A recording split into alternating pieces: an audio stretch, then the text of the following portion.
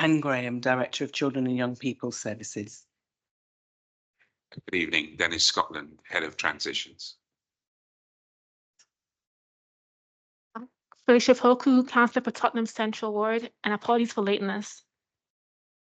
Thank you very much. And I've got apologies for lateness from Councillor Ingharan as well, that's come through to me. So I'm expecting other councillors to be joining us shortly, and they'll introduce themselves as they join us this evening. So we're just going to go through the parts of the meeting about filming. So just be aware that to everybody that's in the room, this is being filmed, broadcast via the council's internet site. So in coming into this meeting or agreeing that this recording will be going out. Apologies for absence. I don't know of any further apologies at the moment. Items of urgent business. I haven't been aware that there's any further items of urgent business, so I'm going to say no at the moment. Declarations of interest. Has anyone got any declarations of interest they'd like to put forward at this point? I'd like to give apologies for Jane Edwards, Assistant Director, Scholars and Learning, and Jackie DeFalco, Assistant Director, Early Help, Send and Prevention. Thank you. Thank you. Apologies, I missed that part out then. Items of, declarations of interest. Anyone got any declarations of interest? Checking the screen. No. Okay. Right. Deputations, petitions. Nope. So we're going straight on to the main agenda item on the pack that we have in front of us this evening. This is going to be a really interesting scrutiny around transitions, a new transition programme that's being developed, and Anne's going, I'm assuming, going to speak to that tonight, or maybe she's going to be delegating out. Because obviously there are a number of councillors in the room as well, it's obviously please give us time to ask questions for that. So I'm hoping that everyone will have had an opportunity to have read everything that's in the pack before us. So Anne, over to you, and if you can keep it to reasonably briefish, just to give us enough time to ask you, because I'm sure there'll be lots more information that comes out as part of the questions that we come through later. So over to yourself. Thank you, Councillor Connor. I'll be very brief indeed. Just to say that we very much welcome the scrutiny tonight on this area that is about young people moving in from children's services into adults. My colleagues on the screen, Bev Hendricks and Vicky Murphy, will be taking us through the paper and presentation this evening. So I'd like to hand over to them if that's okay. Thank you. Thank you, Anne. I'm going to need some assistance in sharing the PowerPoint. Dennis or Vicky, do you think you could share the PowerPoint for us? And then, chairs, if you could let me know if you can see what we're sharing. I'm sorry, Bev, we're having just a little bit of trouble with sharing it, so if you can bear with us for a minute or two. It's not opening on Dennis's laptop. So we're looking for another way around that. I'll do it. We'll be with you shortly. Vicky's going to share it Vicky. for us.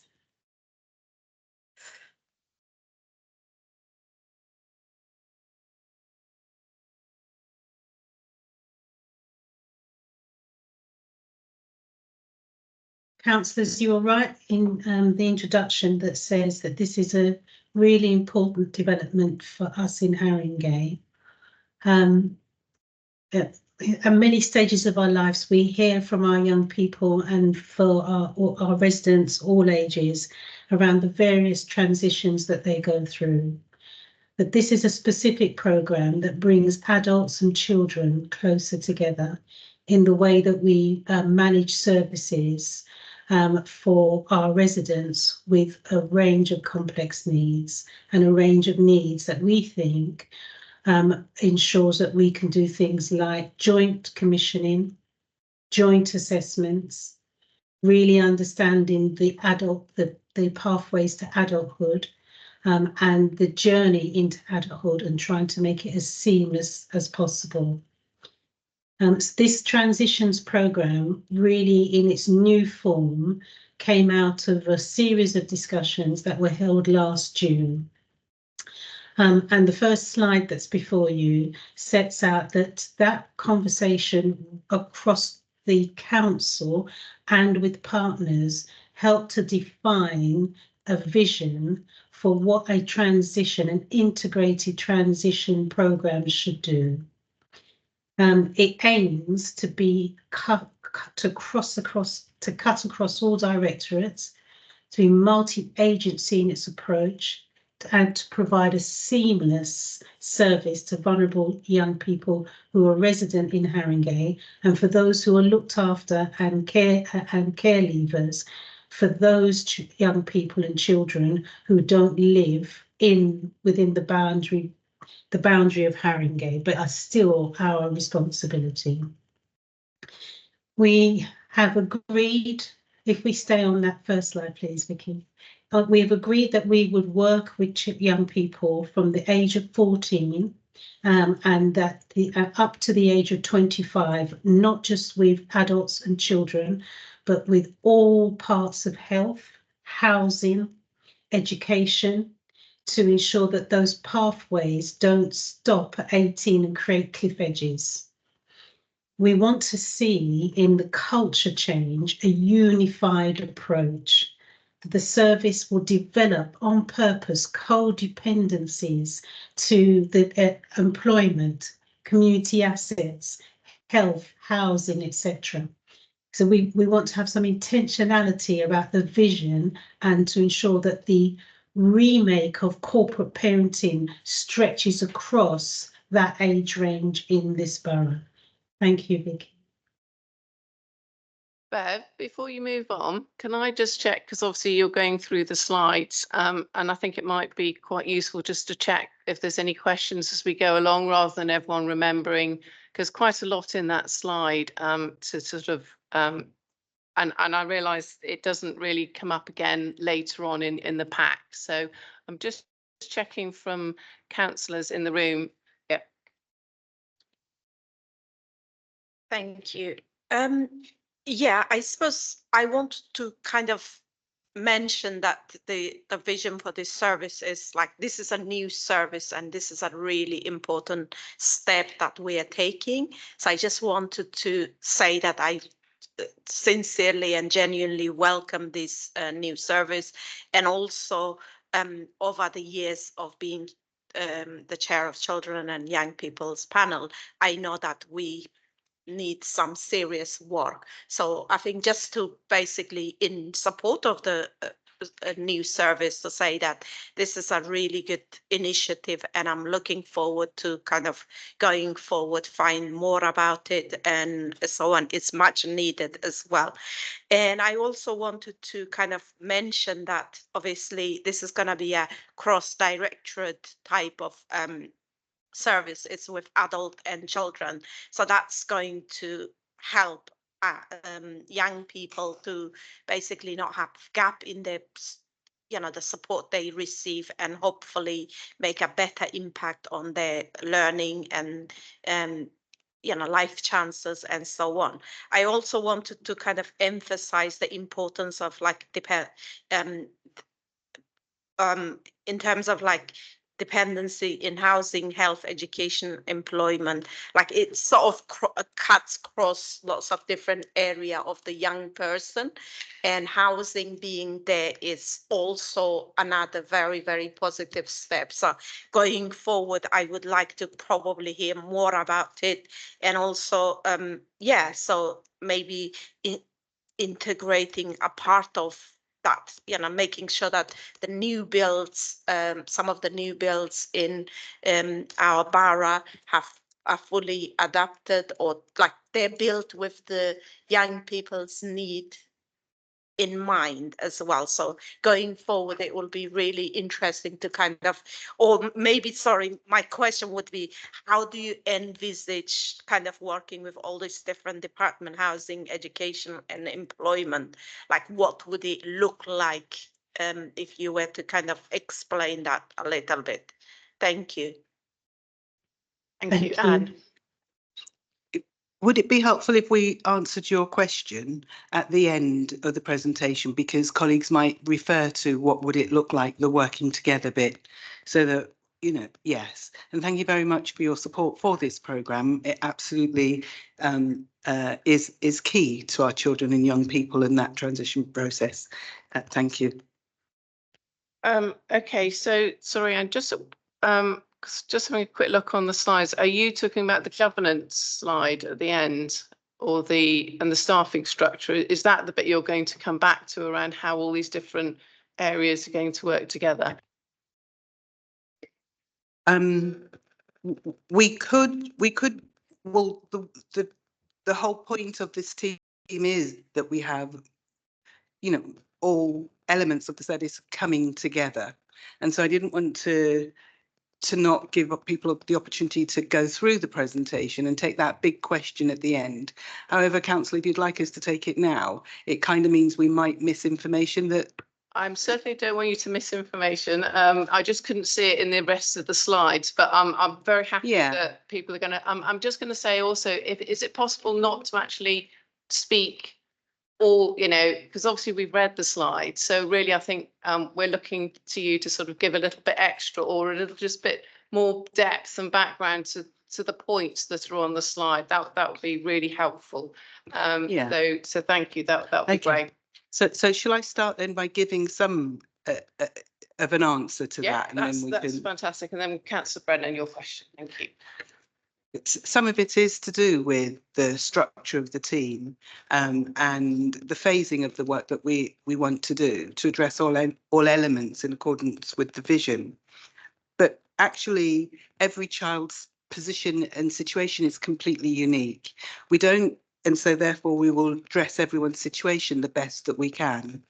Currently in children's, we work with young people in a holistic way. It is the Working Together Children Act that we try to do that through that route, but we're not able to solve every problem for every young young person. However, we will be able to raise issues with Councillor Brabazon to take forward politically.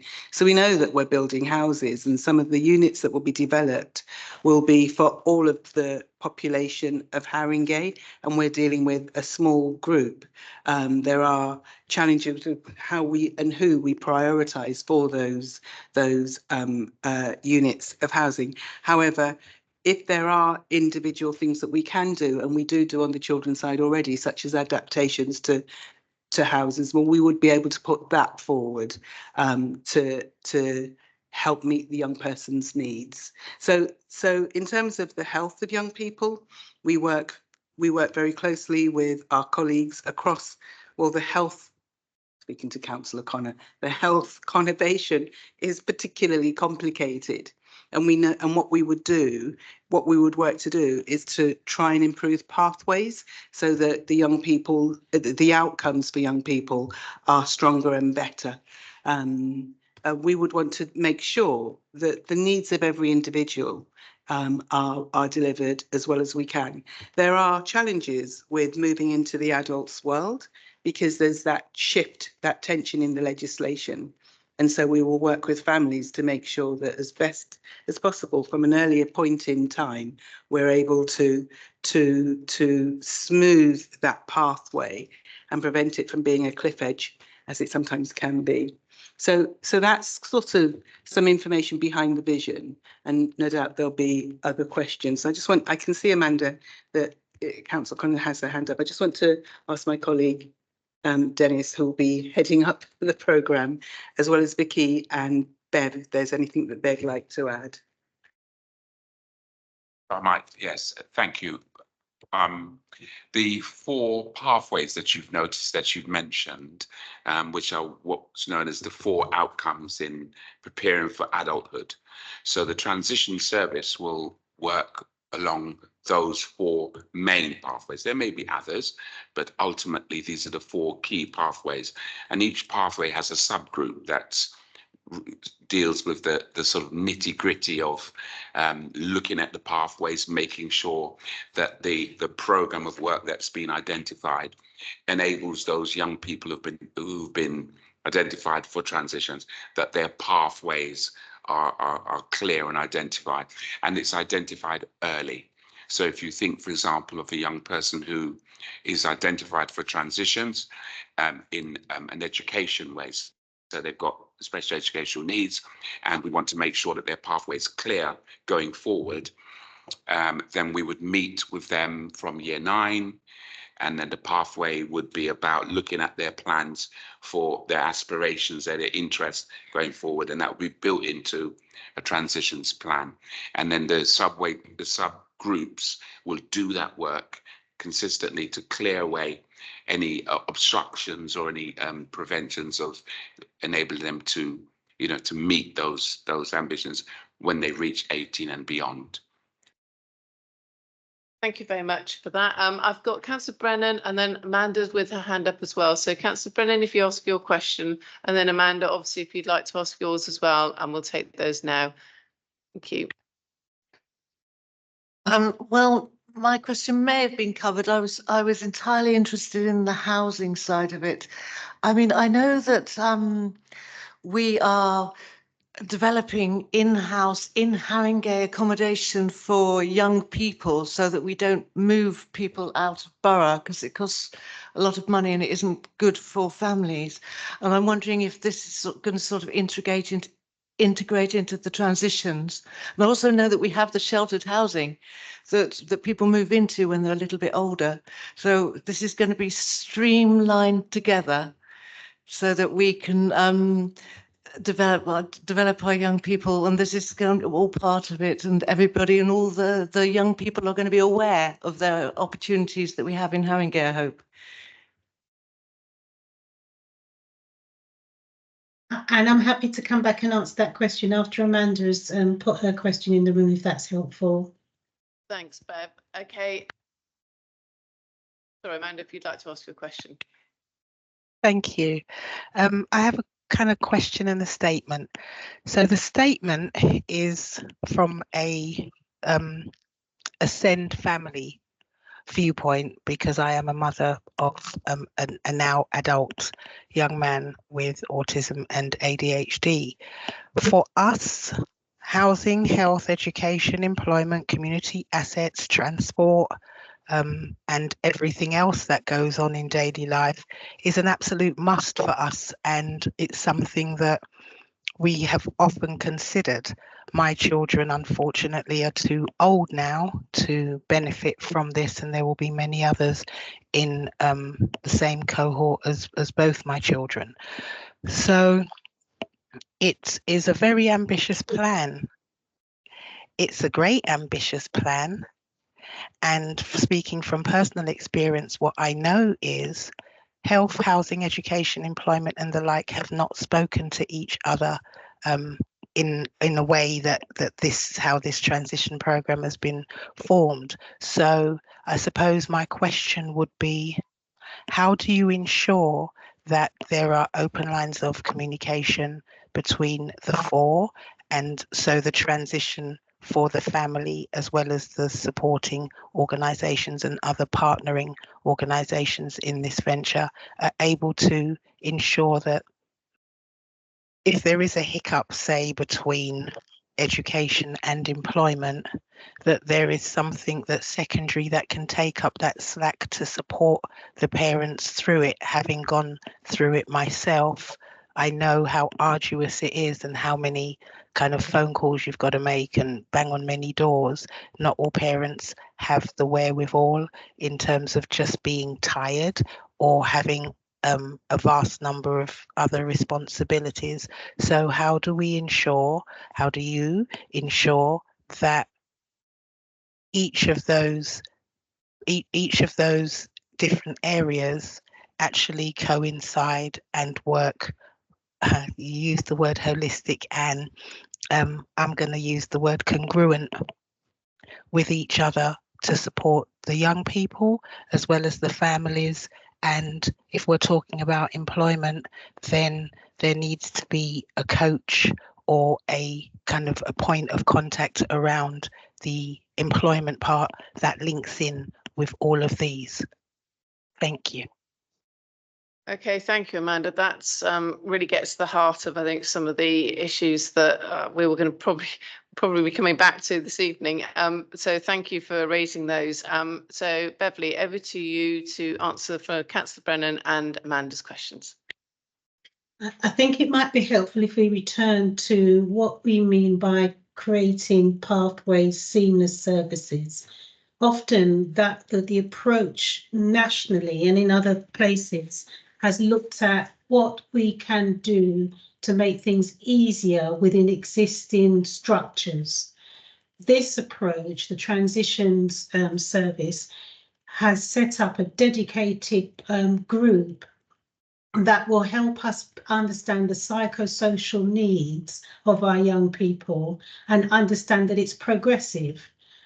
What is right for Amanda today may not be right for Amanda come Christmas. And the flex in the system needs to have some adaptability in the way it creates the pathways to ensure that it's evidence-based, it's transparent, it allows in the journey opportunities for children and their families to help us clear what I like to refer to as the debris that might block people travelling clearly through their pathways. And so if we use that illustration and apply it to housing, when our young people get to the age of 18 or 21 or 25, and they may be a young person with learning difficulties, we know that that person may do really well in the first 3 or 4 years with the support from the family, but where caregiving breaks down, we need to build our communities in a way that they are able to find safe, trusted individuals who understand them in the locality that they live in. Now, Vicky has done an enormous piece of work around setting up the locality model based on that very principle that pathways are kept clear so young people can access support through their different stages of development. It doesn't stop at 25. And I think that this is the crux of what's different about this programme. It's not that we've never had transition in Haringey before. What we've not done is paid enough attention to the psychosocial needs and left too much of the burden on adult services to satisfy Care Act needs, when actually this community, this rebel community, is very good at supporting its own. What we've got to do is activate those community assets, get more of the voluntary sector on board, and with the housing development, ensure that we build our own Kaluku villages. So I was trying to explain what a Kaluku village is, and it's a village that allows the housing to, in its regeneration plans, to look at how vulnerability can be safely met from now till as long as it needs to be in a particular locality. And with the locality models from adults, keeping that pathway clear and the culture of Haringey changing and being encouraged to change through the activity of the people in this transitions programme, we want to see that young people with learning difficulties, lower level mental health support needs, with neurodivergent needs, aren't those that have to be specialised, but they can be held in the community safely.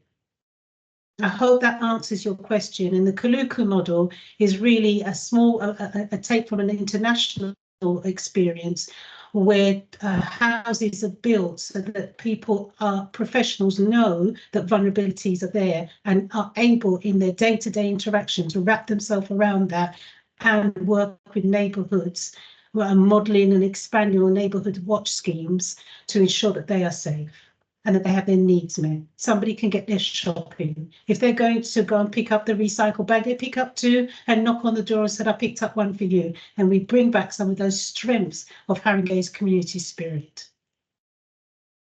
Okay, thanks, Beverly. That's very helpful. I've got Anne coming back on that, and I just want to pick up on Councillor Brennan's question, which was a little bit more specific on the amount of housing I think that we actually have and are able to do sort of realistically as well. So Anne.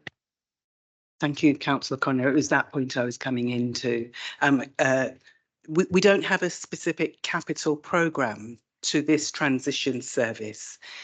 We are wanting to bring children and young people with SEND back into the borough for their education, and there is a capital build for that work, but not for housing. Vicky, could you confirm that, please? As part of this programme, there's not a capital build, but Vicky, there might be one that you're aware of. Thank you. I can't put my hand up, unfortunately, because I'm running the presentation. So if I may come in, Chair, at this point. Yes, please do. Thank you very much. So yes, it isn't aligned to this programme, but there is housing aligned both to children's and adults. We've recently put together, myself and Beverly, a housing board that sits within our safeguarding arena. And additionally to that, the housing strategy within Haringey has been renewed and they're reviewing the access to that. But we have also this week just got the first panel in that will look at vulnerable residents and our people that we work with, young adults, differently so they don't follow the process that others may have to.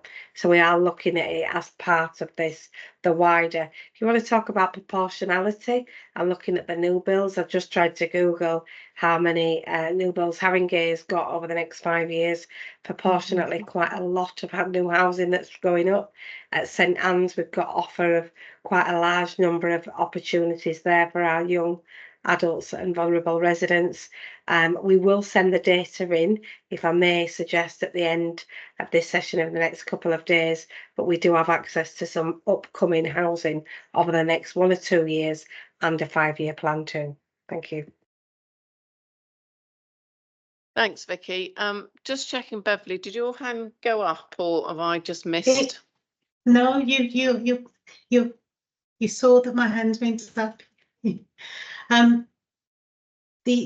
To endorse what Vicky's saying, Anne is completely right, of course, that there isn't a capital programme attached to the transitions, but there is corporately a capital housing stream.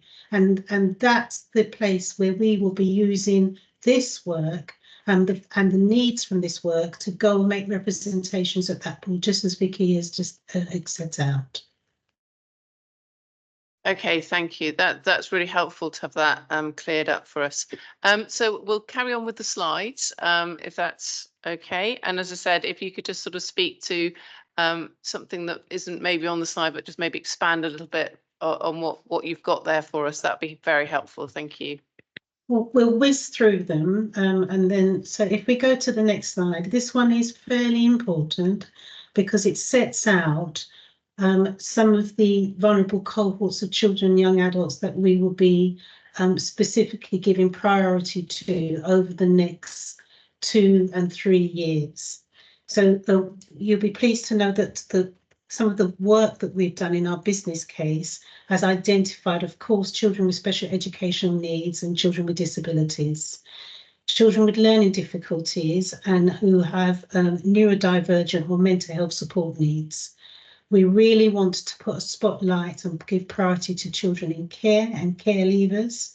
And running through those 4 priorities, we want to pick up our commitment to the Adult Safeguarding Board and the Children's Safeguarding Board, that we will see needs through a safeguarding lens. And I'll pause there in case there's any questions. Yeah, thank you very much. Just on that, I guess that the thresholds for adult social care and children's social care can be quite different. And obviously we're talking about a transition phase here, but I feel like just on the headlines of some of these, there are perhaps cohorts of young people that children's services would identify as being in need of ongoing intervention and support, that adult services might say they do not meet our threshold for that ongoing support. Can you speak to some of that? Yes, we can. So Vicky, do you want to go for? Oh yes, your hands are up. You go first, then I'll come in. Thank you very much for your question. Really important point to point out, because ultimately not everybody transitioning and reaching the age of 18 would meet the criteria for adult social care under the Care Act. But that doesn't mean to say that other services would not have support mechanisms to put in place.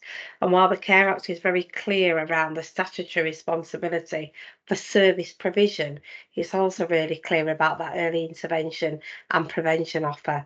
So underneath, see it as a triangulate of those really complex cases at the top, those that we have a statutory responsibility, and underneath that there is another block for individuals that we work with that have some level of need that may not be Care Act compliant, and that's all around our locality model, the no wrong front door. So when we go into localities and we're having housing sat with us, nurses, mental health, learning disabilities, in those locality teams, it means that an individual can come in with whatever needs that they may have and should be, will be supported by that locality team, and will outreach to other areas. So it will really strengthen this transitions programme and the work that we'll continue to do with individuals from 18 to 25, but post 25 as well. So just because there isn't a Care Act statutory responsibility doesn't mean to say underneath that early intervention and prevention and our locality model will not support individuals. Thank you. So And then I Beverly, think, sorry, yeah. Beverly, if you come back in, and then I've got Amanda's hand raised, and then I think Anne has also indicated as well to answer. Thanks. I think that one of the things that Vicky Dennis spent some time doing was looking at what the eligibility, what the perceived contest between eligibility and vulnerability. And in the Care Act, there's a little subsection called Section 2, which says we have to, the local authority has a responsibility to prevent the needs for care and support. And Vicky's description of the vision for the locality model is the place where preventing needs escalating and preventing the need for care and support is what should be applied, will help us. And we already have a legal framework for that. So I think that whilst Vicky's working to strengthen the statutory care and support services, mental health, learning difficulties and other divisions, the rollout of a locality model across the borough helps discharge that responsibility. And that is new for Haringey. That has never been developed before. Okay, thank you. Councillor Durnstall, is there anything? No, okay, so I've got Amanda coming back in, and then Anne, if you're happy to take up anything further. Anne, Amanda. So it's really I might down. You're right, Bev. It has never been done, and it's been a cry for a long time. I wanted to pick up on a point that you had made, Vicky. So if the young person during this transition doesn't meet the criteria, you said, and I'm paraphrasing, but you said there would be other means of support or other supporting agencies, like who, like where? Because it's Can't put my formal hand up again. Apologies, everybody. Amanda, the agencies that we're currently working with. So as talked about the triangulate, where we'll have the specialist services, statutory, but also early intervention and prevention. We're already starting to see those within our locality model. So we've used some grant funding to put some early intervention and prevention. We've already started working with carers, right carers. We've started working with Disability Action Haringey. They're coming into our localities with us. They're going to be sat with us and doing that front bit when somebody's at a crisis point but don't need statutory services. We will still be working with them in that early intervention and prevention way, and that will grow and develop as time moves on. So I'm hopeful that housing will come and sit in with us, and the voluntary sector wider will come and sit in. But we have got the seeds of the development. We've commissioned some services to start at that point, and that was only going to grow over the next year, few months. Thank you.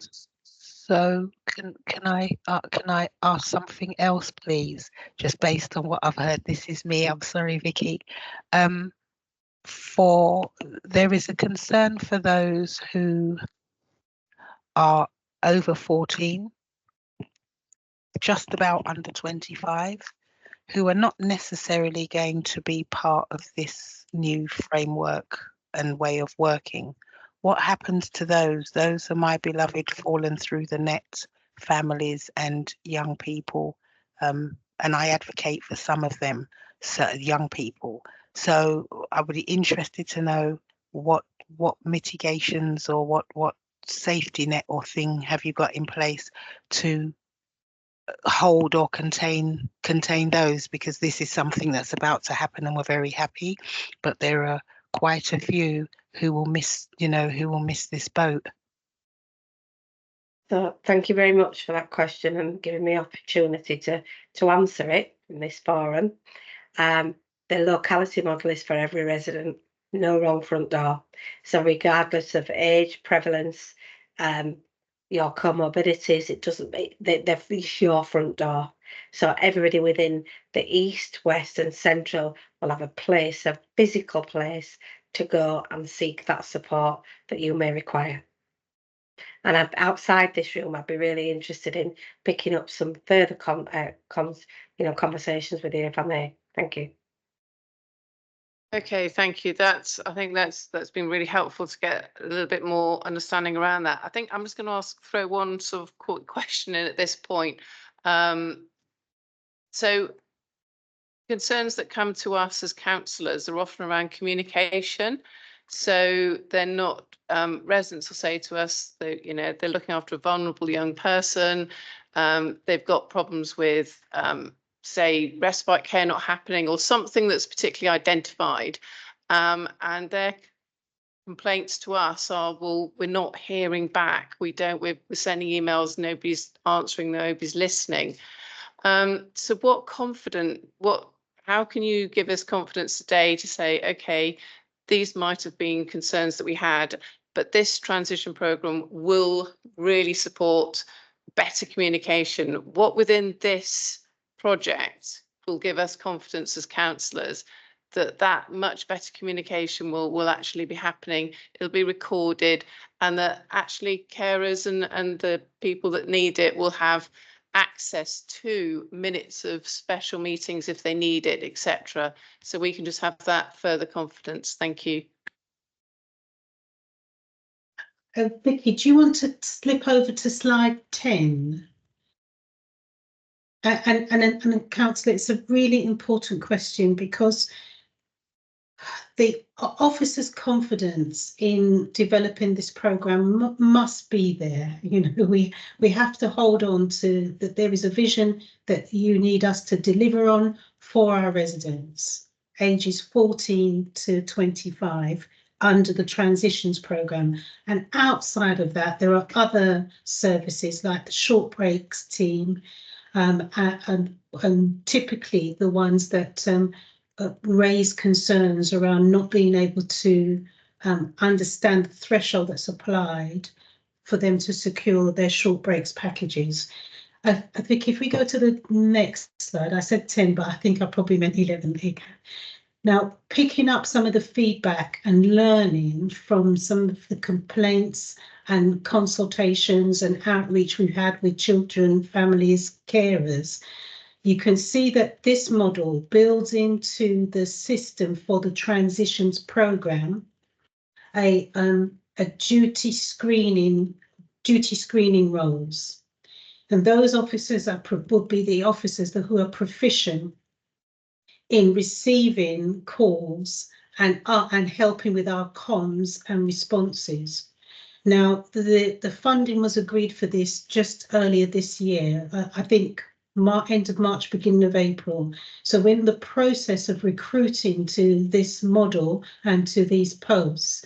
But we see the duty screening officers as the first point of contact for transitions against those defined cohorts and the objectives of the transitions programme, to ensuring that people are, any callers in can understand what we can help them with, and if we can't, where we will support them to be signposted through to other services. And that's this coming back to this issue of the pathways again. So if we go back to the 10, yes, thank you so much. So this governance structure sets out that in the orange boxes where the practice skills and the chairs of particular governing teams sit, so that if the calls are about the 4 key areas that we hear a lot about, that relationships, access to community assets, education, employment, benefits, housing challenges, my health needs are complex, but I don't quite know where to go. It cuts across all of the economy around health. These leads will assist those duty functions to make sure that we have clarity about who is responsible for what and how we can apply advocacy and support for people to reduce the pressure of getting to the right people at the right time, because it's difficult to manage even for professionals. And so that's why those posts have been built into the structure. I hope that provides some assurance. The test of the assurance will come when you hear from service users feeding back as to whether it has worked for them. Yeah, indeed. Thank you, Beverly. I've got somebody else's hand up. Councillor O'Donnell. A demo. Oh, sorry, Councillor Gina Adamo. Sorry, Hello. I couldn't hear what Philip No, was that's saying to fine, me, and I that's fine. can't see you on the screen. Oh, okay. Let me. Okay. I just looked so off on my hair. I didn't want anybody to see me.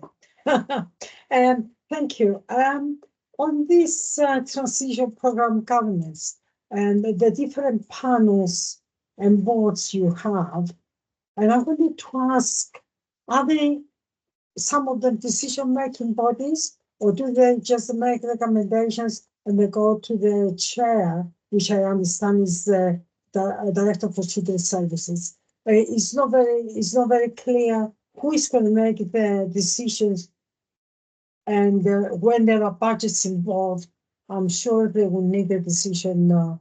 But so is the decision going to be made by the director, or the different panels and the boards have a decision making and they're allowed to make decisions? So, by the way, if you see me disappear, I think my computer is telling me it's going to restart in 28 minutes. I will try to rejoin you after. Thanks, Councillor Adamo. Does anyone just want to quickly pick that up before we move on to the next slide about decision-making panels? I can't see if Dennis wanted to come in. I can only see you, Councillor. Dennis, right. You want to come in? If not, I'll just try and explain this particular slide. I think just on that decision-making, that would be really helpful. Thanks, Beverly. So the governance structure is managed. Our Director of Children's Services, Anne Graham, is chairing the Transitions Board.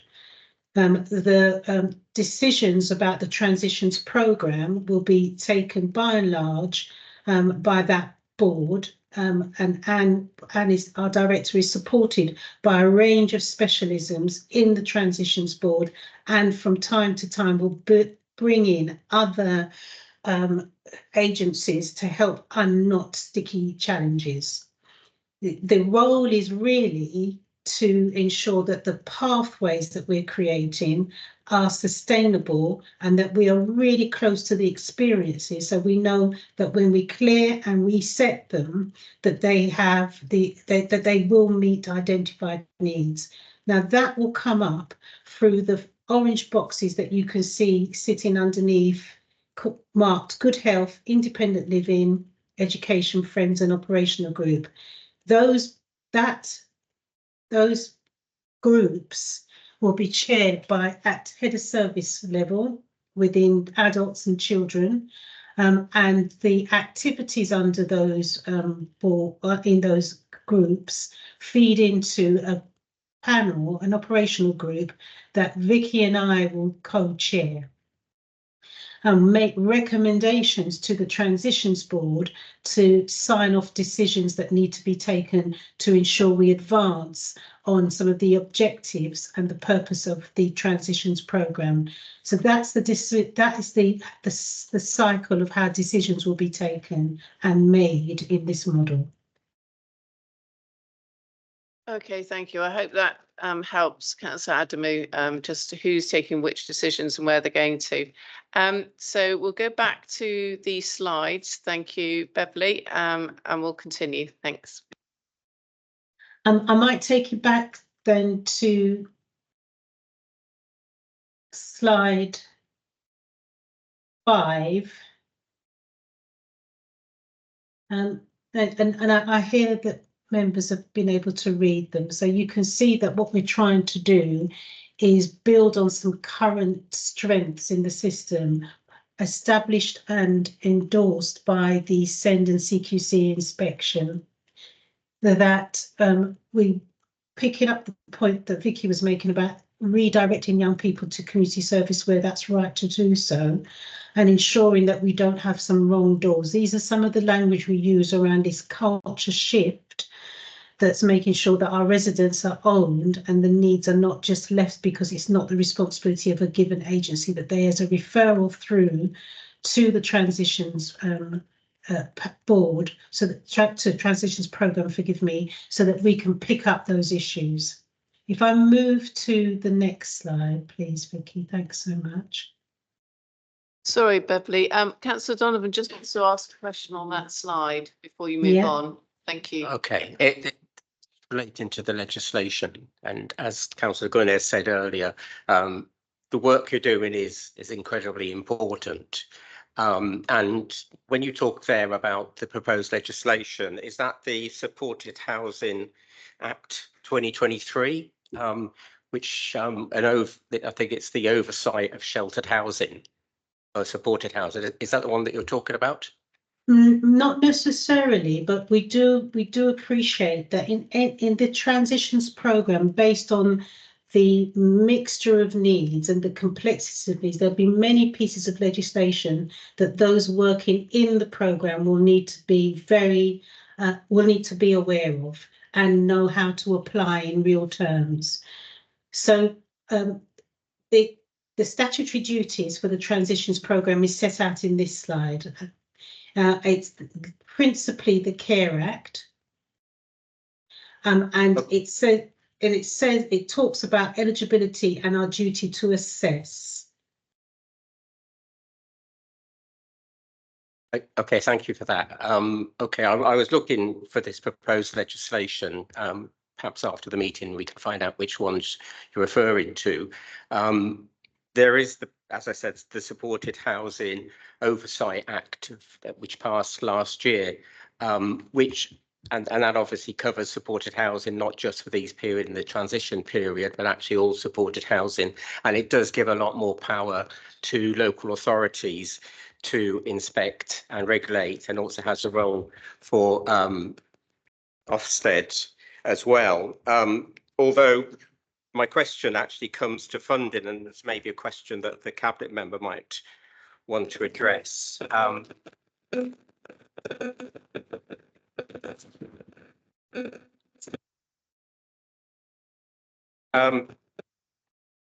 Okay, the Public Accounts Committee, talking about this legislation, said that the government is leaning on under-resourced local governments to achieve changes. And Shelter also, while they welcomed it, it also said government must now back these new powers with the resources councils need to use them effectively. There seems to be fully support for these things to be locally led, but they should be nationally funded because they're the only people that can do that. So I suppose I'd ask the Cabinet member for her comments in relation to the Supported Housing Act, how that is playing out. Do we have the resources for that? But also related to what we're talking about today? Are there resources, or should we, as politicians, be lobbying at incoming government for more resources so this transition process works effectively for the benefit of all of our young people? Thank you. I think you already answered your own question there, Sean. I think obviously we will have to lobby any government, whoever wins this election, for resources, because there isn't enough money in the council's budgets, as you know, to fund everything. I did want to say, so the answer is yes, I think we should lobby. I think this is one of the most important social policy areas that the council has focused on for a very, very long time. And I did want to say, Chair, that I think we should be pleased and proud that we've set up the service, irrespective of which party we are, because this is, for families, this is such a crucial area, and for the young people themselves. And I know that Anne and I have talked a lot about the developments of this service, because the structure here is the framework, but while we've got the framework, we've also got the young people. So there's sort of like parallel planning going on almost for the individuals who are growing up. But now we have we're developing a framework in order for that to be much more comprehensive. And I think it is an absolute minefield. I think when you get to the area of benefits and rights, capacity, some of the things that aren't listed here, but which are absolutely critical. This is an area where we just have to get it right. So the forward planning and the consultation with the schools, with families, obviously, but also with the schools and so on, as you move to alternative, older provision, it's an area which is very fragmented. If you don't mind me giving you a speech, this is what I think, is hugely fragmented, particularly when you get to FE. It's even worse than schools, which are fragmented. But when you get to FE, it's all over the place, and there are all this patchwork of providers, many of whom will be private, independent, residential. It's an absolute area where we have to set our own framework. Hopefully, we work with perhaps set some examples for government to follow. Councillor Donovan, has that answered your question on the particular areas you were interested in? And then I noticed I've got Emily's hand up. It does. It would be good to get an indication of what this new proposed legislation is, but that can after the meeting. Thank you. So I've got Beverly's and then Anne. Chairs, I'd like to recommend that we will come back with a note from our colleagues in housing on the new regulatory framework that our council referred to. It is a significant piece of legislation that allows a local authority to set standards and then to regulate against those standards as they apply to older members of our community who are regarded in the legislation as older. So I think that we would need to bring the right people back to this panel, back to scrutiny, to answer that specific question, or to send you, if you're in agreement, a note, and then distinguish in that note how that fits with the work we're trying to do in transitions. Okay, thank you. That's really helpful. That would cover that, I think. Anne. I think Bev's covered it in terms of we'll direct this to the housing directors who will be able to cover it. But for within the scope of the work that I'll be chairing, this particular act and what it's and the powers that it has will sit outside of the work we're doing as a key area. But Bev's right, we can get a written note for what the local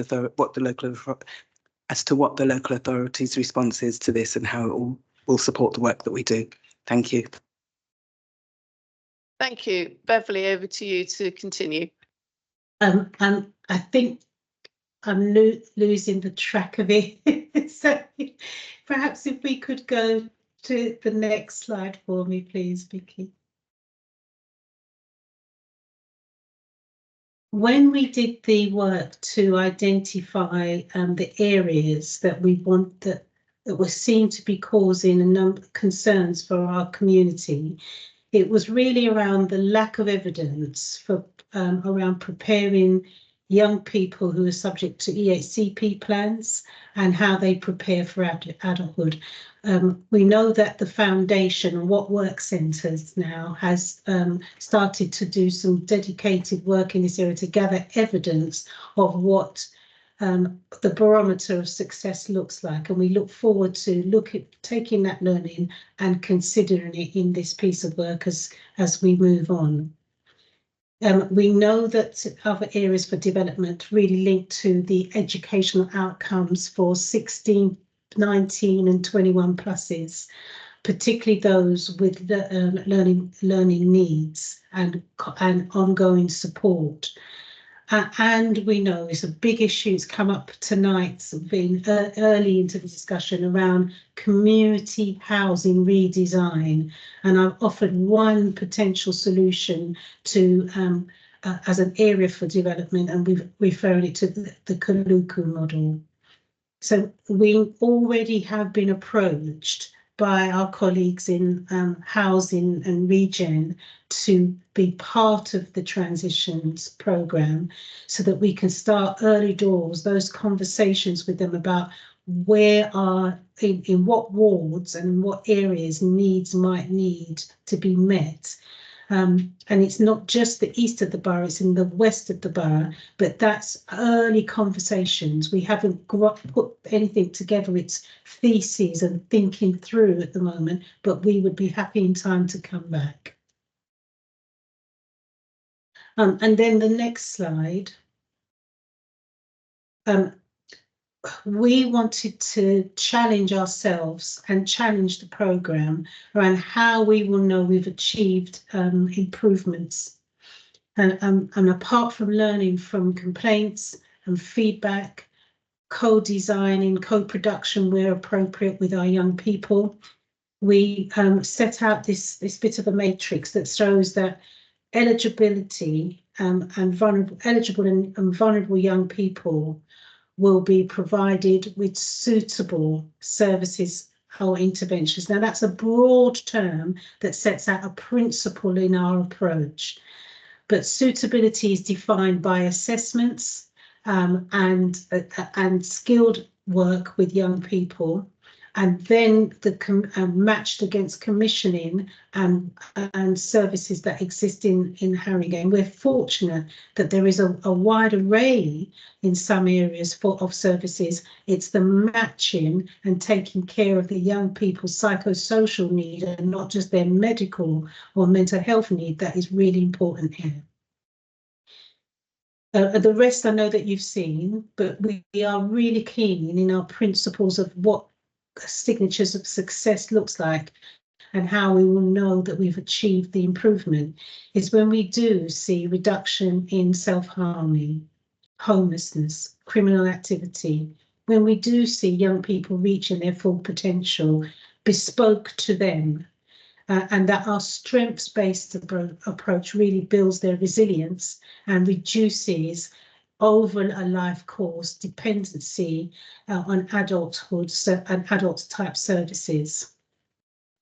There is also a financial imperative here to see a reduction in the financial pressures on our adult services as the culture within Haringey is encouraged to change, so that the community assets approach is really looked at as a place that as something that we do in Haringey, and also that we build the strengths through family group conferencing and network meetings around the young person as they journey through to adulthood.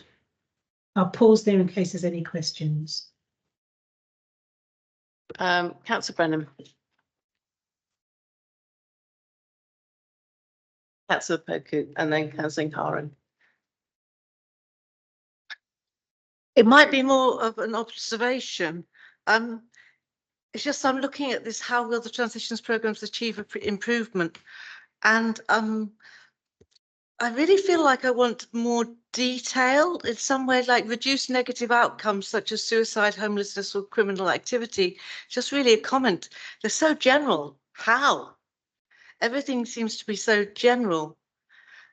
This is how you're going to achieve improvement, but there's nothing specific in this. Are we going to be given specific detail at a later stage? Because it's very, very sort of like, we're going to do this, you're going to improve things without saying anything like how. You are completely right, Councillor. And for the purposes of today's exercise was to bring to joint scrutiny that the funding has been secured for a joint transitions programme, that there are some immediate things that sit behind this that we've achieved, like the locality model, bringing partners together, getting them to think about cradle to grave concepts, and the KPIs that underpin some of the things that we want to achieve for a programme that got its funding secured at the end of March, that we have started to do the recruitment, getting the right skills and expertise and getting our partners to think about all not 14 to 25 or 14 to 25 model is a significant achievement. What we are working up now, what we're sadly we're not at liberty to give you the granular detail that you rightly would expect us to in time come to you with, is how many suicides will you plan to prevent? How many young people will be saved from homelessness and be diverted away from criminal activity? How many of our 20 children that go through transition, or 100, have achieved their educational full potential? We will be able to come back to you with that when we're not in our infancy state, but you are well spotted. You are right. We can't give you that detail today. Thank you. One quick follow-up question. Yeah, very short.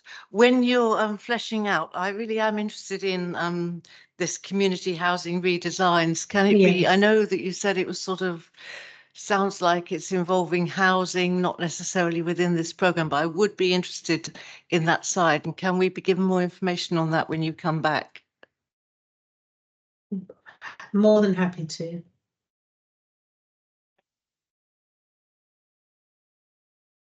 Thank you. My question was very similar to Councillor Brennan's. It was basically like it's quite an ambitious achievements that you're looking forward to, and it was more of how you track benefits. Have you got baselines? But it sounds like you've got those in hand. You can't hear me. Okay, so my question was similar to Councillor Brennan's, because you've got quite ambitious achievements that you're trying to gain, and it was more of how you would track benefits if you've got baselines that you're working towards. But I think you've got that in hand based on the response. I'm gonna pass, because actually it's the same thing. For sake of time, like I'll pass.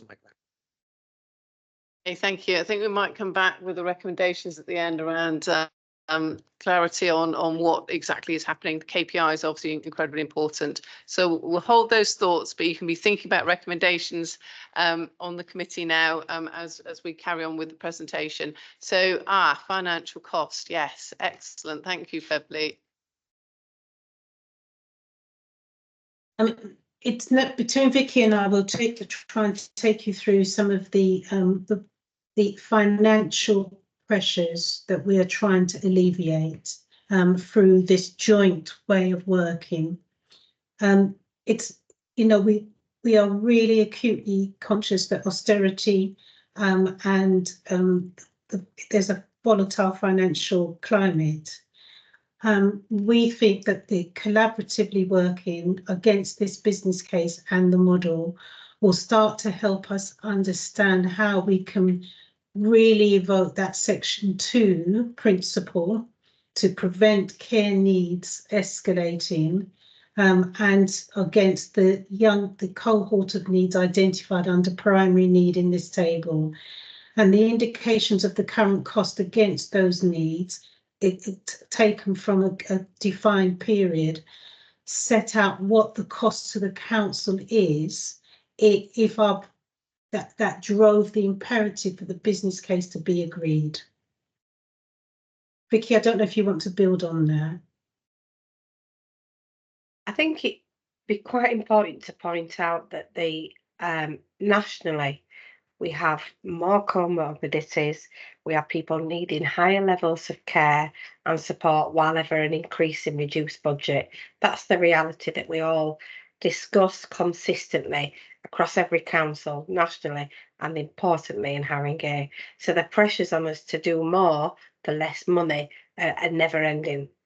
And this particular area of work with that locality model, with the transitions model, and complementing it with other work that we're doing, that's how we really hope to drive down that efficiencies that we need, but also improve the quality of care. So we're really looking at that early intervention and prevention model that we discussed earlier, and ensuring that we support people back into the borough from outside. Previously, we've utilised services, commission services that have been outside Haringey. So building up that better offer within Haringey through our commissioning offer will also support this area of work. Thank you. Yeah, Councillor Brabazon. I think this is a huge financial challenge, but I think you have to think in the context. If you've been reading the some of the articles in the press recently about the intervention in the residential care market, in residential care, children's social care, early years, everywhere, by private equity, and what this means is that I hate to use the word market because this really shouldn't be a market, but in the market system that we have, in the privatised system that we have, what this means is our most vulnerable children and young people are being placed in private institutions at vast cost. Businesses which are bought and sold by equity companies across the world. And you might have read an article in The Guardian recently by George Monbiot, and there was something in the press, I don't know, yesterday, about how these businesses have recognised the enormous profits to be made in this field. So the challenge for us, and it's not like Haringey is alone in this. We're one London borough. There are 33 boroughs, including the City of London, all facing the same problems. The challenges are, how do we now try and claim this back to be managed through the public sector, rather than through that's where the money is being made. That's where taxpayers' money is going, into massive profits, into private equity, and local authorities have been held to ransom effectively, because where can they purchase the places? So, and as young people get older, and supported housing, residential accommodation, private colleges, all these areas are where enormous amounts of money are being made. So this is a huge challenge for us, and we really have to work hard to make it succeed for the young people and their families. But we'll see what will happen in the next few months, see what happens in this whole world of very, very expensive social care. Thank you. Before I bring Anne back in, I think I'm just going to follow up on the financial pressure. So for me, looking at this slide, I think it would be really helpful for a future one to get a little bit more in-depth information on this. I think the concerns that Councillor Brabazon has raised makes it sound like we're in a very difficult situation, and I'm not sure how the council is able to take our providers and do the provision in a not-for-profit way, although that would be a fantastic thing if we could. I don't know that we have that capability as a council. So in the meantime, what else are we able to do to make these savings if the current model of care remains as it is, in just say in the short term? Because obviously there's this pressure on the finances, and you're saying about reducing the costs, or reducing some of that money on the previous slide. I think it gross cost avoidance of 4.5 million projected over 5 years. So where exactly are you looking to make that 4.5 million cost avoidance within this slide, with this proposal? Thank you. Thank you for your question. It is sort of the heart of the matter. And I'll ask my colleagues Bev and Vicky to come in if there's anything to add after I start. So we are in a current position where we don't have a transition service that we would want to have. So if we do nothing, we know we're not going to have even a stab at reducing those pressures. And it was last summer when, through Business Fortnight, we got together across the two services to say, what can we do in terms of improving outcomes and reducing the demand into children, into adults, as best as we can. And so we put together a business case. If you have an opportunity, please do read the business case. And from that business case, we were awarded the funds to help establish the team that Dennis is going to be the head of service of. We know that we need to make our current system, we need to improve our current transition system and processes in all the ways that we've discussed earlier, with health, education, employment, housing, and so on.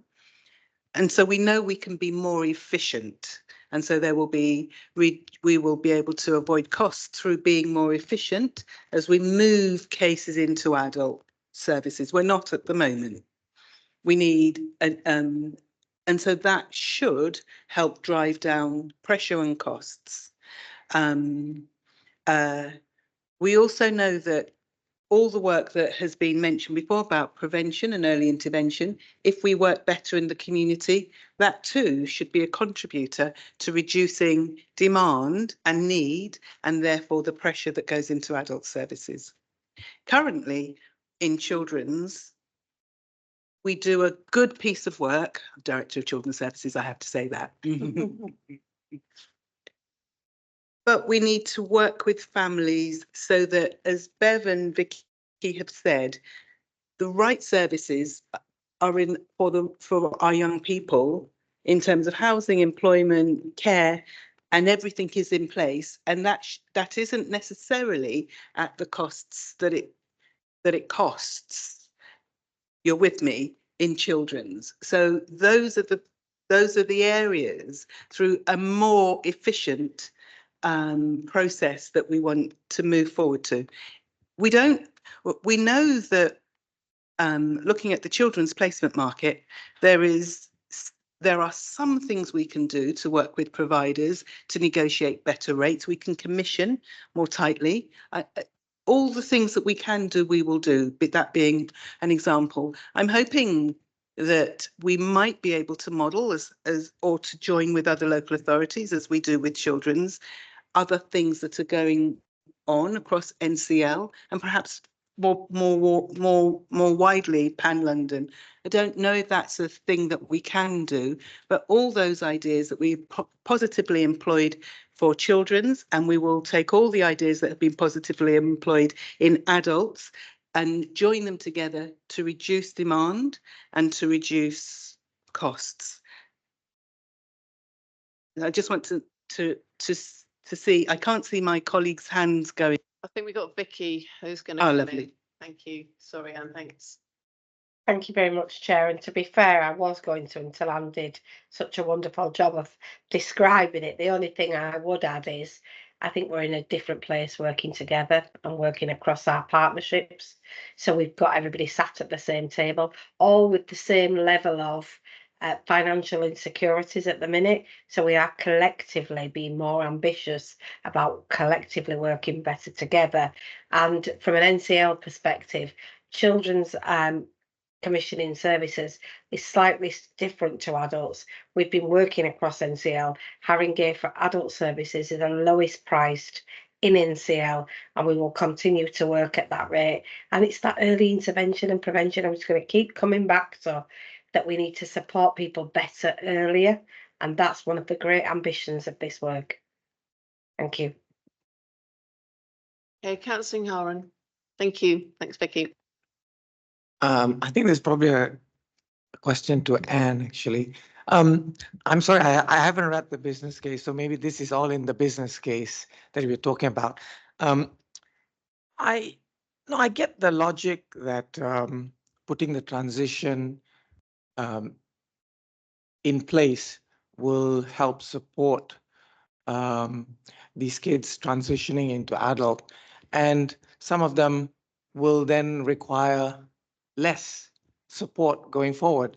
But what's not clear to me is what proportion. I mean, there will still be a lot of those who transition through this period that will need a lot of support going forward. So what I haven't seen here is on what is the proportion of this, let's say the 170 young adults who will not require support or require much less support, and what will actually, doesn't matter what you do, will still require quite a lot of support. Maybe that was in the business case, but maybe you can talk to me a little bit about that, because I assume that's how you've based your savings on going forward. So, Bev, I think you've had your hand up from the other question. So if I start, you might want to come in. So I'm not able to talk numbers right now, but we did some modelling in the business case, and from the modelling we made our projections. You're right. I mean, I don't offer this up as a panacea. I absolutely don't do this. We're working at a time when we know that the needs of our young people continuing to increase, as I think it was Vicky that was saying that and Councillor Brabazon, that we're working in a context where it's not a standstill position from the time that we did our business case.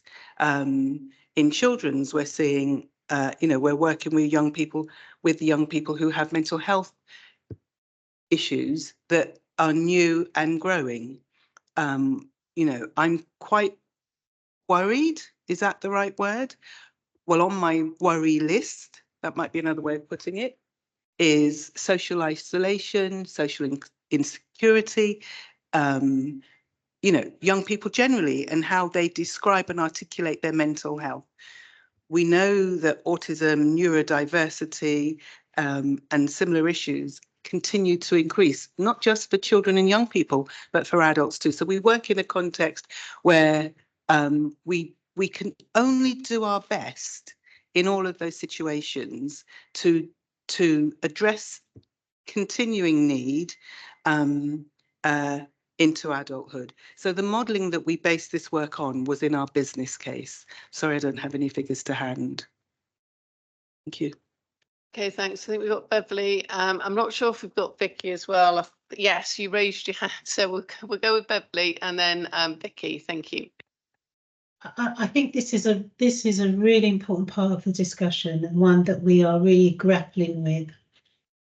We know that there are things that we can learn from established practices in children's around making sure that we really understand where needs can be met. So the reduction in the children who have been living in residential settings, and the methodology that we employ to support them to transition pre 14 and 16 and 18 years old into community settings, foster homes, reunification with family members with support packages around them. That does generate savings or reductions and spends, it does. But more importantly, it means that our young people are in a setting where the community and the family can be supported, not constantly, but where the pinch points arise in a family setting. Now, for children in care, one of the cohorts of our concern, that couldn't be more important. And some of the children that are in these cohorts, learning disability, mental health, physical support. We have children whose housing conditions were challenging, and we had to deliberately and intentionally work with those families to ensure that we worked with our colleagues in housing so those children could be reunited, and then we put intensive family support in and employ agencies like the Brandon Centre with their functional family therapy. I'm going into details now to evidence that actually with that type of upfront intervention, those young people who were in residential but stepped down have sustained their place in the community with their education, within their families, from that initial upfront investment. Now, learning from that is what we want to bring to the vision for the transitions programme, starting at an earlier age and ensuring that if there's care and support needs, that they're on Vicky's radar, so that through the locality, or if they needs escalate through statutory services and step back down, we are following the same model. So we know that, for example, we are really good in Haringey at doing our work around shared care arrangements. So the ones that for foster carers who have opted for to be shared carers, that really does help our 18 pluses. They get lots of support. They have an advocate on side, and I could go into pen pictures and more details, but I'm hoping members can see where those types of approaches rolled out on a broader scale is where we will find the savings that can be used for the young people and adults at the more acute end. And Anne's point and Councillor Barbazo's point around having the young people in residential settings that are overinflating the costs, or the ones that we have worked really hard to bring down, to ensure that that money is realigned to make sure so that they have a longer period with their families, friends, connected persons in our community, and that's the right place for them. It's not just a cost shunting exercise. I hope that helps to illustrate where we, just a few insights from our cases, where we think we will find meet these targets and make the difference around really alleviating the financial cost pressures.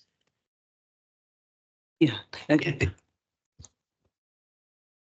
We're fortunate, I think, that this is a small cohort of, of cases where we literally can individually respond to each of them.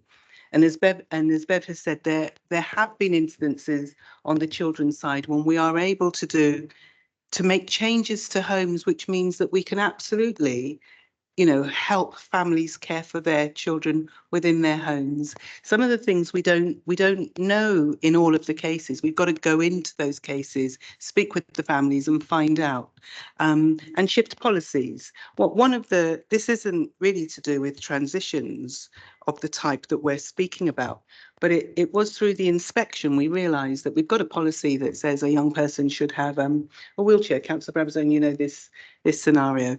And so the young person who was in primary school was supported by her friends to wheel her around primary school. When she transitioned to secondary school, that's a lot harder, and she wanted her independence. And so OTs did an assessment and said, well, actually, yes, she can have a motorised wheelchair. I think that's the right terminology for it. Except the motorised wheelchair couldn't fit into her home, so she didn't get it. Mm-hmm.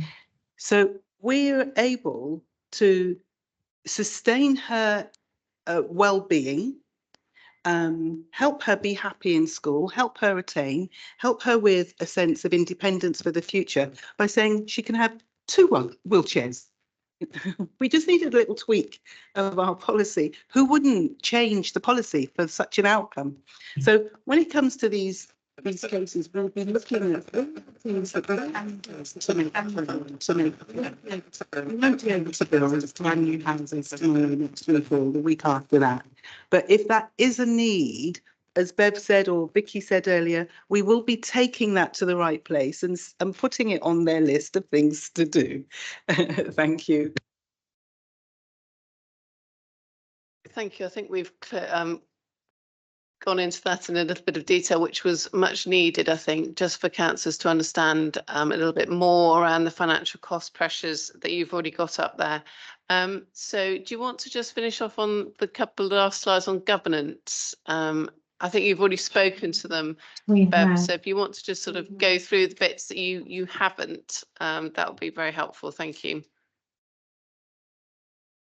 So this programme is what's regarded as a high priority within the corporately, and through Anne, we will be feeding up some of the outcomes to our corporate leadership team, and to our corporate commissioning colleagues.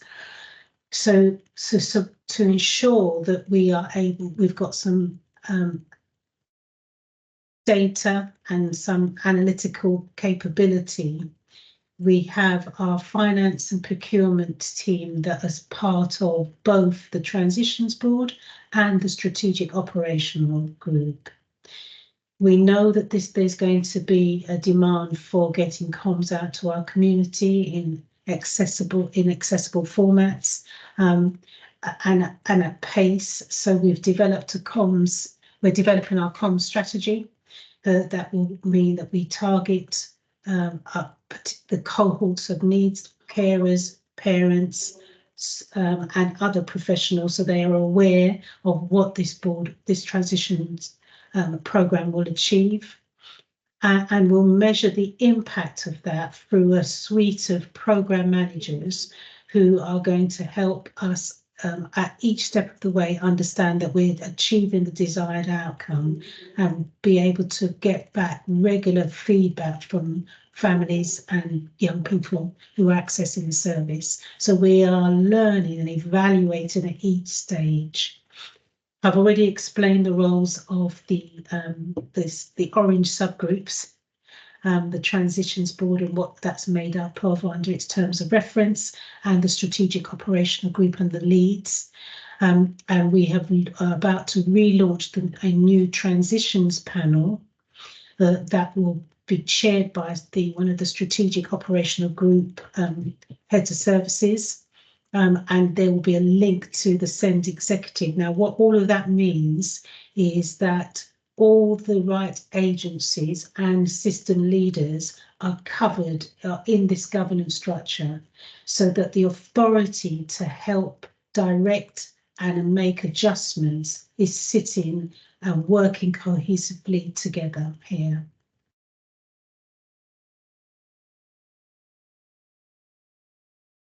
Yeah, any questions on that? So Helena and then Councillor Donna.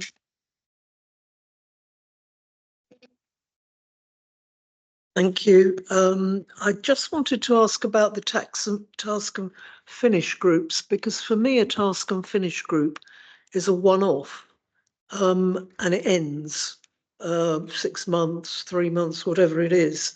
But these headings that you've got here seem to me things that will carry on. Am I misunderstanding what you mean by task and finish groups? Not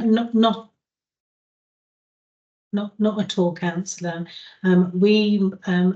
Those orange groups will have a long life.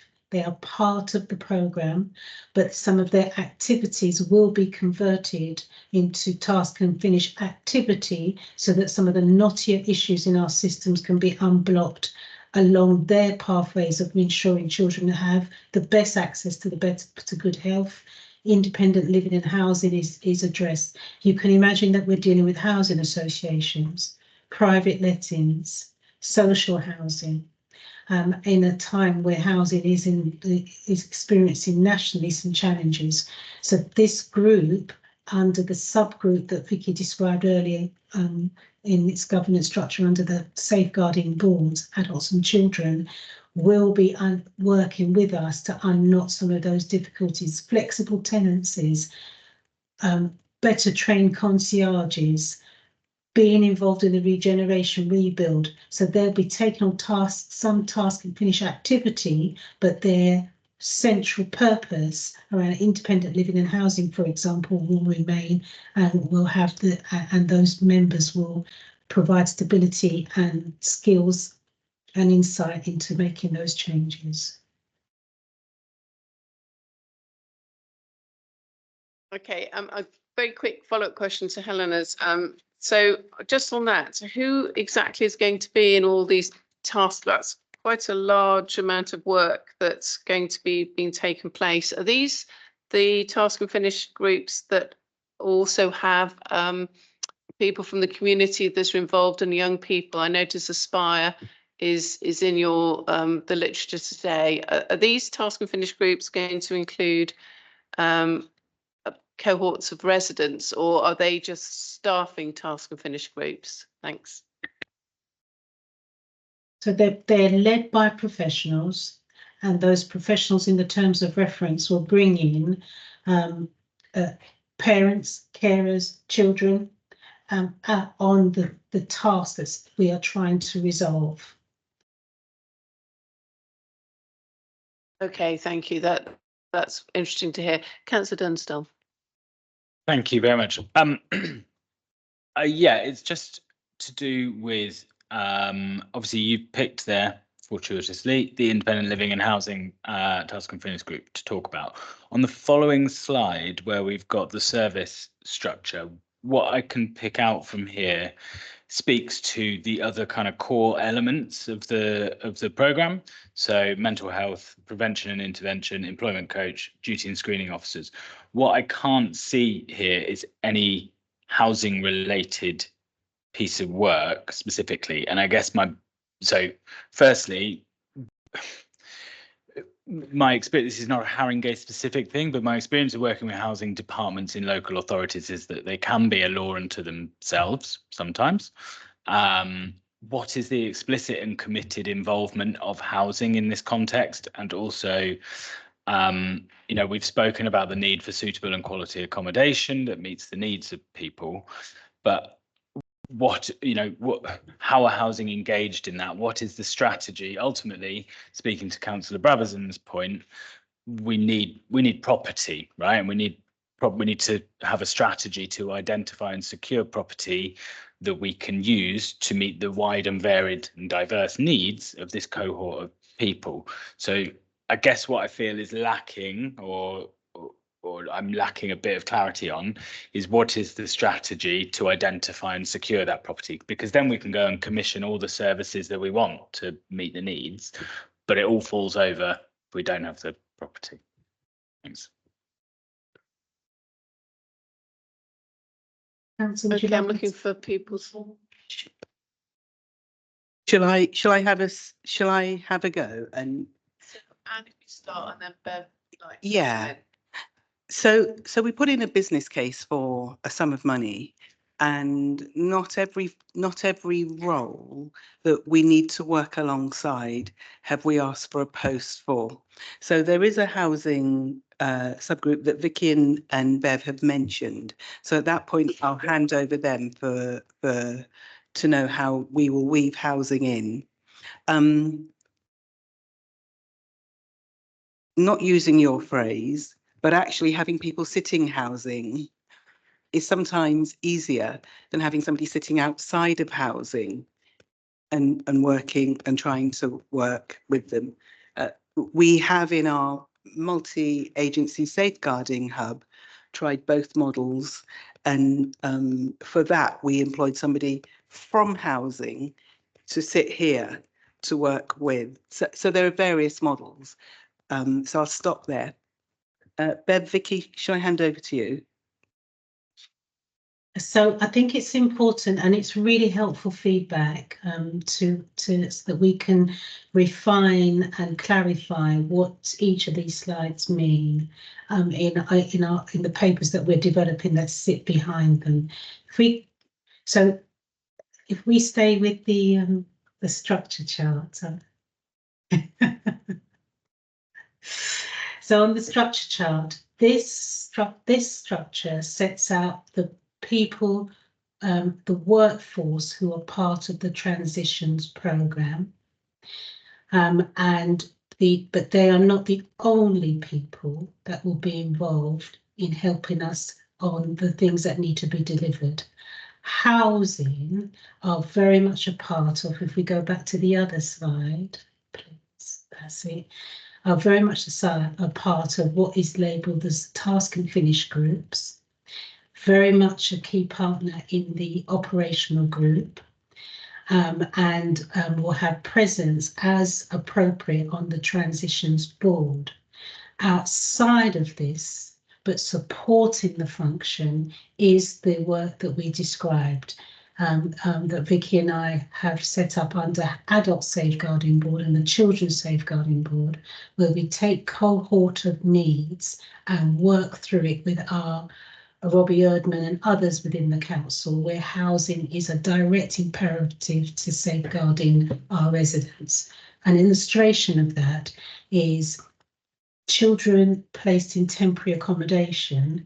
With that board, Joint Adults and Children Board, has developed a work strand that ensures we know those children, we make sure that whilst they're in temporary accommodation, that we are supporting them, early help are involved. We are working with the NSPCC around ensuring that if they're placed out of the borough, we're forging links so that they can access services. And I could go on, but that's a tangible example of the work that happens that supports this culture shift, until the housing challenges are moved to a place where they're better resolved.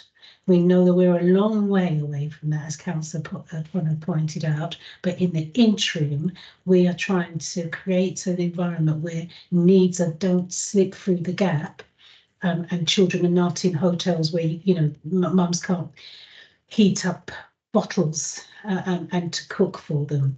So this is mitigating the impact of a crisis across the country, particularly in the London area, for families and housing. So I hope that helps to explain. And what we will do is, when we look at these slides again, your input tonight will help us redefine and set them out differently, so they're clearer in your visuals and in the paper that we sent over covering what the transitions programme will do. Thank you, Vicky. If you'd like to just finish on that point. Thank you. Thank you very much, Chair, and Bev, for a fabulous description. I just want to come in on a couple of points. The Independent Living and Housing is co-chaired by a head of service that sits in housing demand. So not only have we got representatives, we've got co-chairs and representatives across the other areas as well. And alongside of that Safeguarding Adults Board and Children's Board housing group, we have created an exceptions panel for our vulnerable adults as well. So there's lots of opportunity. And just to, for people who weren't aware, this week corporately we held a housing sprint last week. There was a full week for a housing sprint where lots of us were involved or inputting into it, so that we can support corporately our housing colleagues to work with us in redefining what Haringey needs for our residents. So I think that's important to mention, and thank you very much. Okay. Did you want to come back? No, just checking. Helena, I'd like to ask a final question. Sorry, I've just got another question, really, back to the task and finish groups. I just wanted to ask whether you're proposing to have any co-design in all of them, one of them, some of them. I'm just interested in which direction you're going to go. These are really important things to get the views and the input and everything else from the people that it affects. So I'd be really interested to know what's happening with that. Thank you.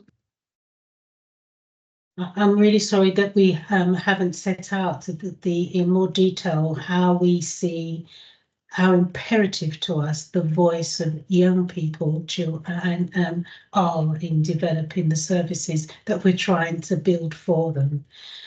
In the covering paper, we refer to Aspire, but that's not the only place that we will be going to. Talking to our young people as we do their life story work, and also Elevate Youth, going and talking to our through Dennis and the work he's doing with our special school heads, making sure that we building in feedback mechanisms around things like Dennis has set up for us the disability register with a number of other professionals. But that was a co-designed piece of work with them choosing the name of what that of the reward system or what that would look like. And we intend to continue with that because we know proof of concept that the closer we are to listening to the experiences of people who are actually going through this, the more success we are likely to have. So to answer your question in short, all of those task and finish groups will have young people will have young people's input.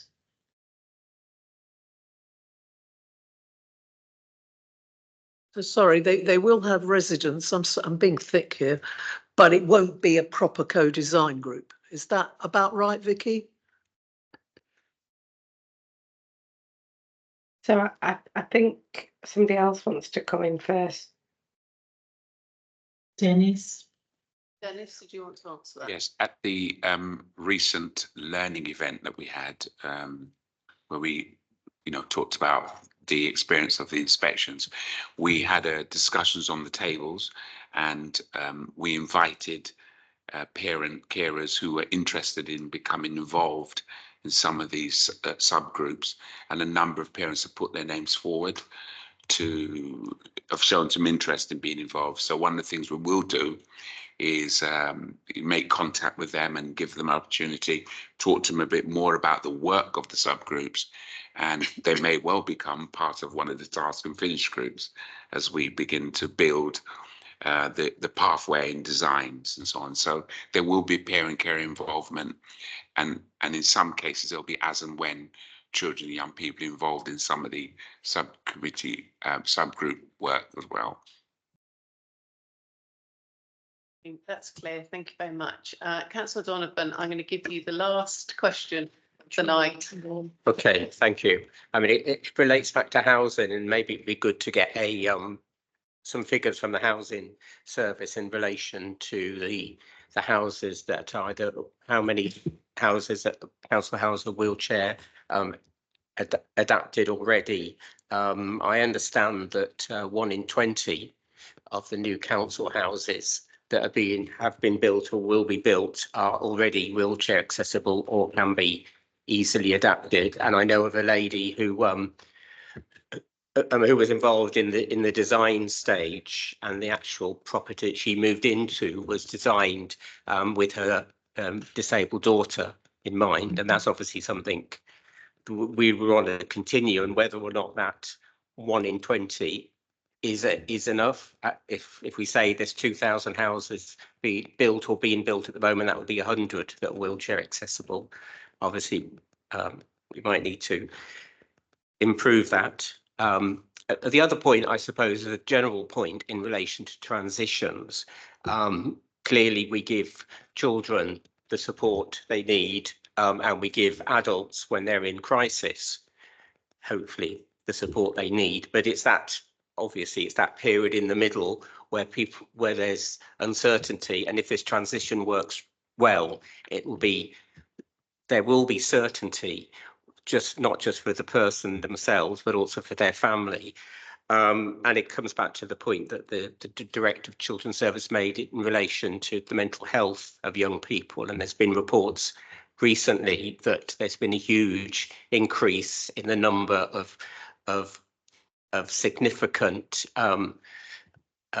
symptoms of depression among the late teens and early 20s. And these are exactly the people that, if this transition doesn't work, we're going to be putting into uncertainty. But if it does work, which I hope it will work, continue to work, it means that those people will feel supported, will have certainty, and maybe that will reduce symptoms of depression, other mental health problems that they're having. And that's exactly what we want to do. And I suppose, coming back to Councillor Brennan's point, is how do we measure it?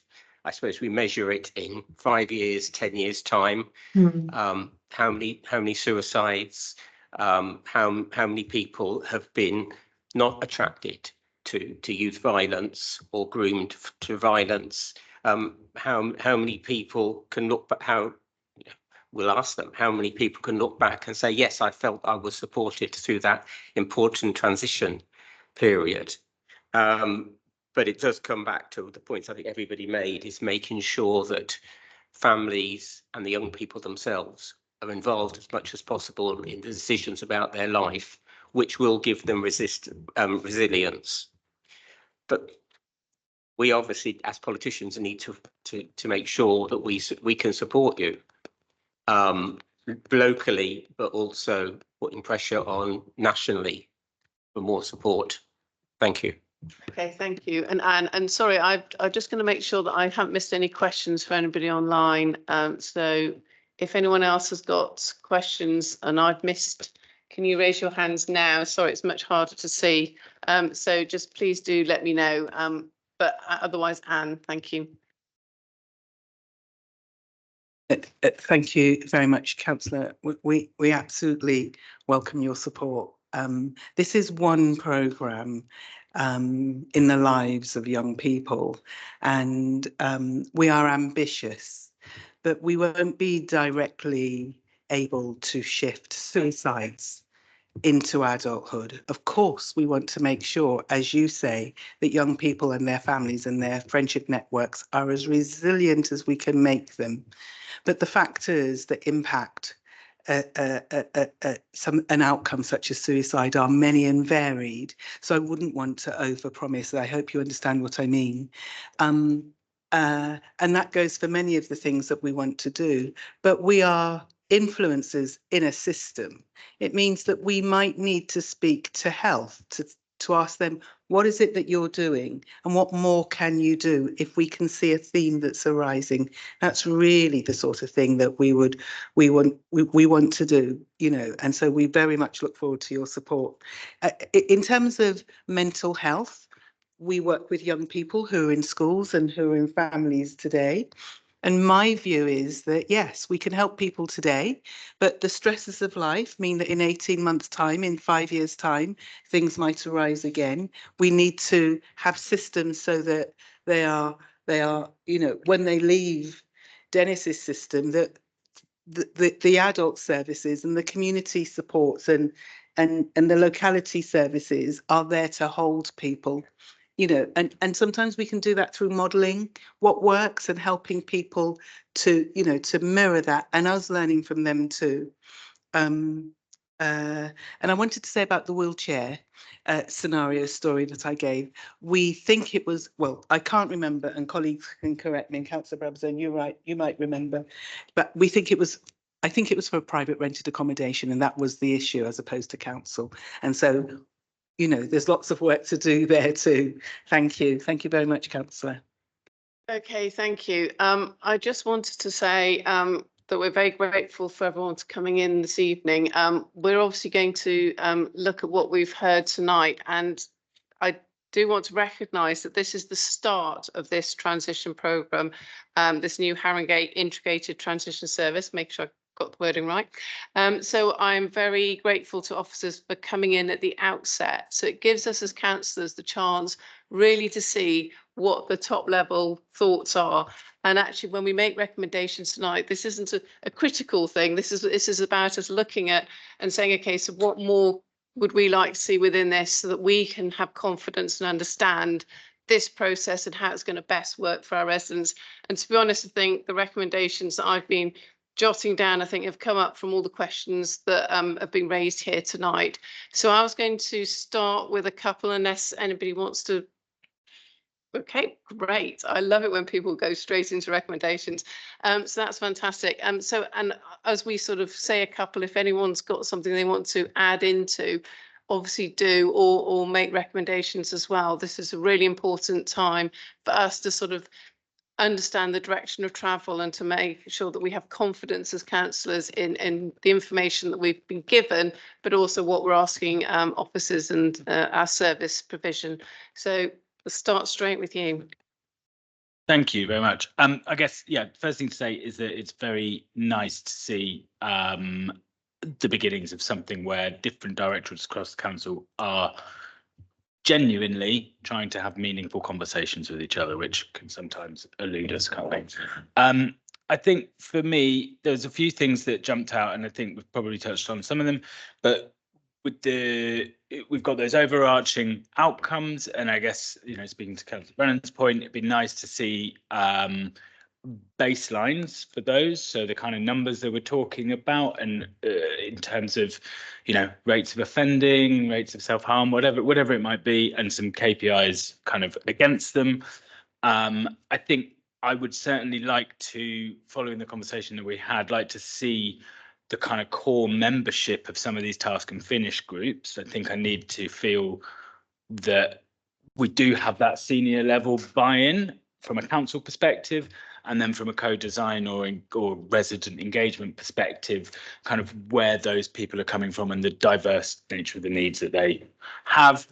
I really want to see, on the finances, I'd be interested to see those costs split out a bit more, specifically in regard to potentially housing versus explicit care costs.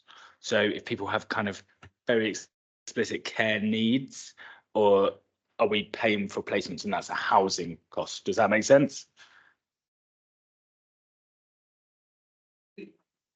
If there's some separation of the two, I suppose, is what I'm trying to get at. And lastly, coming back to that property piece and the nature of it, I guess maybe we've already done this work, maybe we need to do it. Has there been some sort of mapping, or will we do some sort of mapping to identify the types of suitable accommodation that people will need? If so, perhaps that's something we need to think about. And furthermore, I would be very keen to have a bit more detail about a strategy for identifying and securing that suitable property, because that, as I said earlier, for me, if people are moving into independent accommodation or supported accommodation, it all relies on us having access to the property. And obviously, London nationally, that's a massive issue. Excellent, thank you very much. So that's taken a number of the areas that I was going to suggest, so that's fantastic. Has anyone else, before I come to my final few ones that I've so what we do, Anne, at this point, we make recommendations. Obviously there might be some, we were obviously not expecting you to respond to that now, just so you know, we're not expecting answers at this stage, so we wouldn't be asking that of you at this point. So has anyone else got anything they wanted to add to that? Councillor Gunness.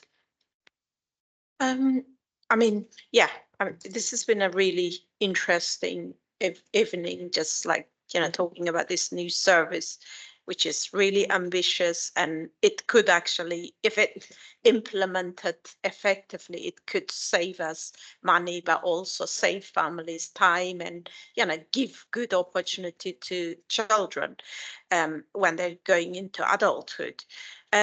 I would like to, I suppose, see an update at some point, maybe in a year time, and like just to see how things are progressing. Did we meet what we set up to do? Yeah, generally like some sort of updates of how this new service is progressing and what impact it's making, like any early kind of indication of improvements or anything would be really, really useful. But also, yeah, maybe a little bit more, because I suppose the co-designing part of it is like, we know that parents, carers of children with SEND needs often complained about lack of support, like not having the proper channels to kind of communicate their views and so on. So I would be like just making sure that it's well communicated, like some sort of reassurance or maybe further explanation of how are we planning to set out those engagement session and who will be coming to those. And lastly, how are we going to communicate with parents, carers who have English is not their first language, or like there are potentially language barriers. How do we kind of communicate with those? Okay, thank you. I think that's really helpful. Councillor Brennan? I have a interest in communication as well. I totally agree with Councillor Connor about the fact that we do get residents who come and say that they've been saying things and haven't been listened to. So that's already been mentioned by Councillor Connor. But one of the things that's been raised by residents to me is when they've said, well, I spoke to this one person in the council and they totally understood. And I thought everything was going really well. And then I moved on to another department and they knew nothing and everything's gone wrong. So I'm rather hoping that in our transitions, we can really work on the communication between departments, that passing on information, so that we don't get the thing where it's working really well and then the next person doesn't know the very many links that the first person knows. The communication between departments, not just communication between the resident and the between the adults and children, I suppose I really mean properly. Thank you. Just to follow up on that, I was thinking it might be good to recommend or to see how would basically the staff members from two different teams, would they be trained or, to make sure that they're able to refer the cases or know where to access which service or which pathway to I think some sort of explanation around that would be really good as well. I think you've just opened up a huge amount of, you should shows the interest that we have as councillors, and I'm sure across the whole piece in this area. We know it's an area that needs a huge amount of work to be done. So I really appreciate the focus that you've brought to us tonight. I'll just finish by making a couple of final smaller additions to recommendations my colleagues have already mentioned. I think the key performance indicators, I can say a key, but that's probably the wrong. So without that, I think it's very hard for us to be able to scrutinise and look at the outcomes. And of course, as a scrutiny committee, that's kind of the data and things that we're going to be looking at later on. I think for this next, the next joint scrutiny committee, I think it'd be really interesting to have maybe colleagues from maybe housing, health and education with us in the room. I think because as we're looking to do this as a unified service, I think it's really important for them also to realise that, how important they are as part of this process.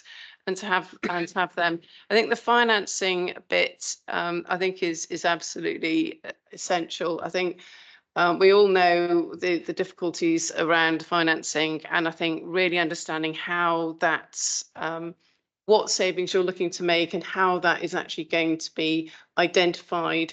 And I think will give confidence to residents as well, because whenever you hear about savings and needing to make, I know the word savings, but it's a different term that you cost avoidance. Okay.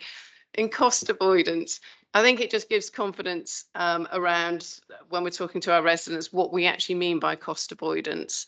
For me, the financing of the staffing posts, I think there's some excellent posts that look there, but making sure we actually do have those posts, people coming to this post. I think the concentration on housing within that, I think it's been identified tonight. That's very important. And also, I think from Vicky's perspective, how the locality teams are working within this, because that seems to be quite a key part, and maybe again someone who's really in those teams, in the locality teams, to also be in the room, I think, to really emphasize about how that is working. So two last final things. I think when things work well, we call it no wrong door, don't we, when someone first makes that communication with council. And I think that's what I'm assuming from this is what you're working towards. But I think as councillors just so that some have some evidence behind that as to how, when somebody calls up, say they've got some problem with housing, that is taken up and put forward to the right team. And then finally, it goes back to the complaints thing that I think we raised right at the beginning. I think going right back to basics, that we still are having issues as councillors about people coming to us and saying, communication, I'm just not hearing, I don't really know what's going on, I'm really unsure. And I think it's just that really sort of fundamental bit. And I think enough for us to have confidence about this new structure, I think just to have that understanding about how the concentration about good communication with our residents is really progressing, and how we're measuring that and how we're sort of looking at improving that, would be that final bit that I would just like to emphasise tonight. Anything else from? Okay. Excellent. Well, again, thank you so much. And as I said, this was the beginnings, and I'm so pleased we had the opportunity as a joint panel to come and really scrutinise this tonight, and we look forward to scrutinising it next year. Thank you very much. Thank you, everyone. Thank you.